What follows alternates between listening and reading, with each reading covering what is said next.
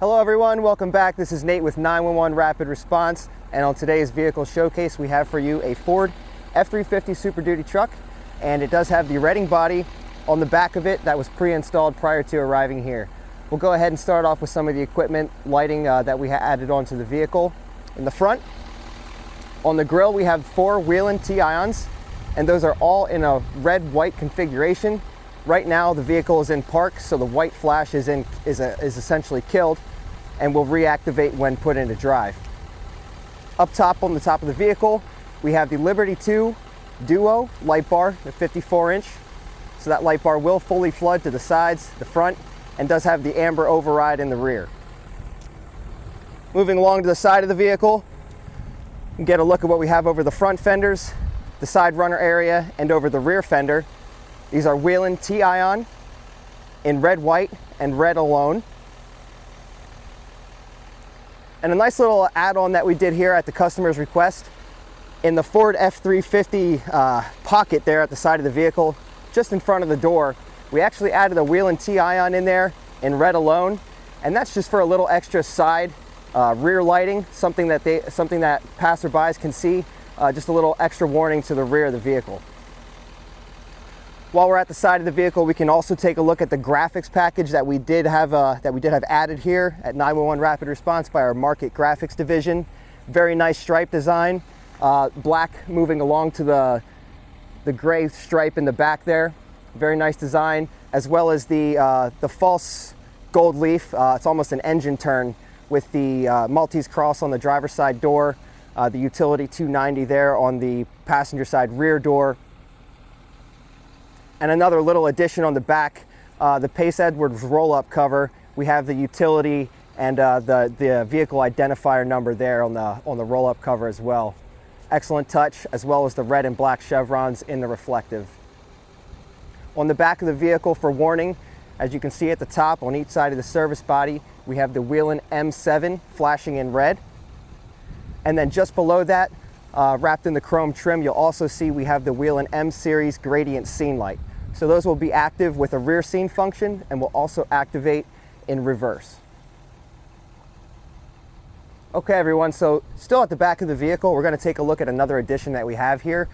Inside the bed on both sides of the service body, we have the ROM bed lights. So these will be active in park along with all of the other compartment lighting, and they can also be manually overridden on a button on the controller.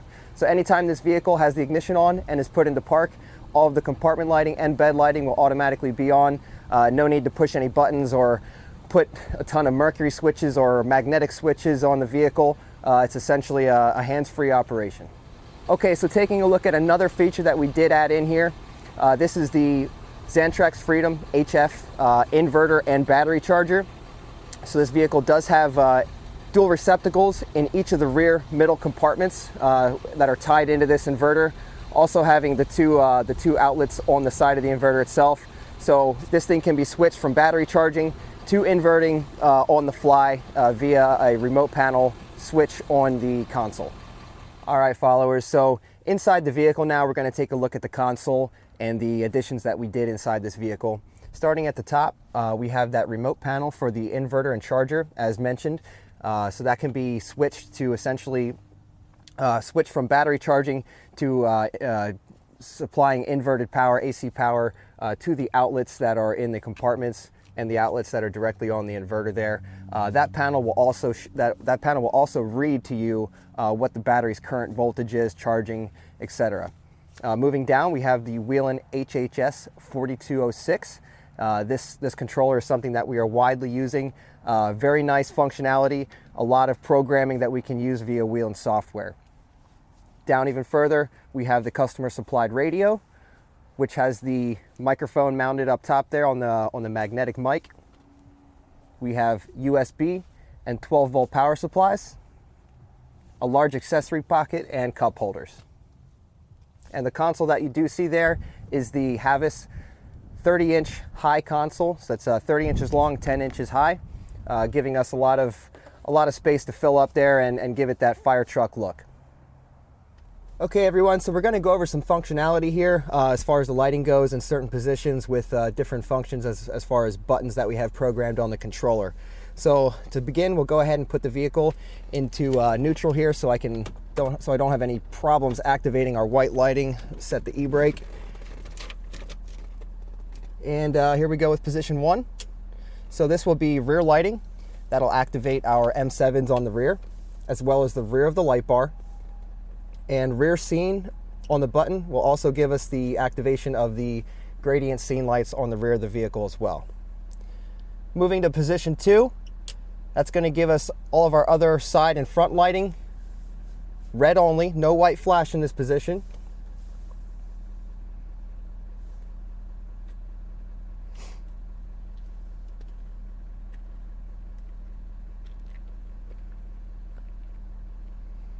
And then activation of position 3 will give us our white flash. And I'll go ahead and put the vehicle in park just to show you the park kill function for white. And then back into neutral. And we'll go ahead and look at the left alley, takedown, right alley, flood functions on the T-ions and the light bar.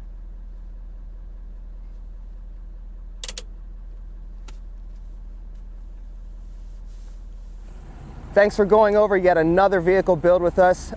Another top-notch build here provided by our installation technicians. Another top-notch job done by our market graphics division. And this is just yet again some more proof of what we can do here and what we can offer you moving on in the future with your potential vehicle upgrades, builds, and graphics packages. Thanks for joining us. Remember to like us on Facebook, subscribe on YouTube, and follow us on Instagram. Give us a call, 717-473-3843 if you have any questions or you'd like to chat with us about a vehicle. Thanks again.